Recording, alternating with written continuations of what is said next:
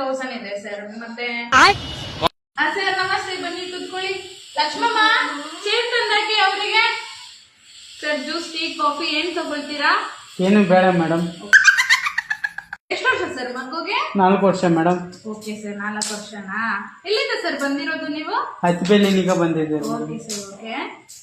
ನಿಮ್ ಮಗುಗೆ ಅಡ್ಮಿಷನ್ ಮಾಡ್ಬೇಕಾಗಿತ್ತಾ? ಹೌದು ಮೇಡಮ್. ನಿಮ್ಗೆ ಅಡ್ಮಿಷನ್ ಫಾರ್ಮ್ ಬಂದು ಬೇರೆ ಕಡೆ ಎಲ್ಲ 2,000 ಇದೆ, ನಮ್ ಕಡೆ ನಿಮ್ಗೆ 1,000 rupees ಮಾಡ್ಕೊಡ್ತೀನಿ. ಫೀಸ್ 60,000 ಇದೆ ಸರ್. ಮತ್ತೆ ನಿಮ್ಗೆ ಶೂ, ಬುಕ್ಸ್ ಅದೆಲ್ಲ ಸಪರೇಟ್ ಇರುತ್ತೆ ಸರ್. ಜಾಸ್ತಿ ಆಗ್ತಾ ಇದೆ ಮೇಡಮ್ ಫೀಸ್. ಇಲ್ಲ ಸರ್, ನೀವು ಗೊತ್ತಿರೋರು ಅಂತ ಹೇಳಿ ನಾನು ತುಂಬಾ ಕಮ್ಮಿ ಹೇಳ್ತಾ ಇದ್ದೀನಿ. ನಾವು ಅಡ್ಮಿಷನ್ ಫಾರ್ಮ್ಸ್ ಎಲ್ಲ ನಾವು ಬೇರೆಯವ್ರ ಹತ್ರ ಎಲ್ಲ 2,000 ತಗೊಳ್ತಾ ಇದ್ದೀವಿ.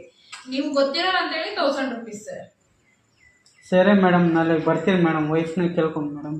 ಪರವಾಗಿಲ್ಲ, ಬನ್ನಿ. ಇವತ್ತು ಅಡ್ಮಿಷನ್ ಫಾರ್ಮ್ ಕೊಟ್ಟು ಫಿಲ್ಅಪ್ ಮಾಡ್ತೀನಿ. ನೀವು ನಾಳೆ ಬೇಕಾದ್ರೆ ವೈಫನ್ನೇ ಕರ್ಕೊಂಡು ಬನ್ನಿ ಸರ್. ಇಲ್ಲ ಮೇಡಮ್, ನಾಳೆಕ್ಕೆ ಕರ್ಕೊಂಡು ಬರ್ತೀನಿ ಮೇಡಮ್. ಓ ಹೌದಾ ಸರ್, ಹೌದು. ಬನ್ನಿ ಸರ್, ಮಾತಾಡೋಣ.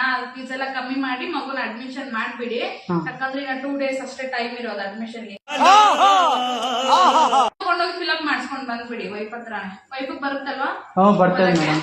ತಗೊಳ್ಳಿ ಸರ್, ಈ ಫಾರ್ಮ್ ನ ಫಿಲ್ಅಪ್ ಮಾಡಿಸ್ಕೊಂಡು ತಗೊಂಡ್ ಬನ್ನಿ. ತುಂಬಾ ಚೆನ್ನಾಗಿ ಆಟಾಡೋದೆಲ್ಲ ಹೇಳ್ಕೊಡ್ತೀನಿ. ಓಕೆನಾ? ಓಕೆ.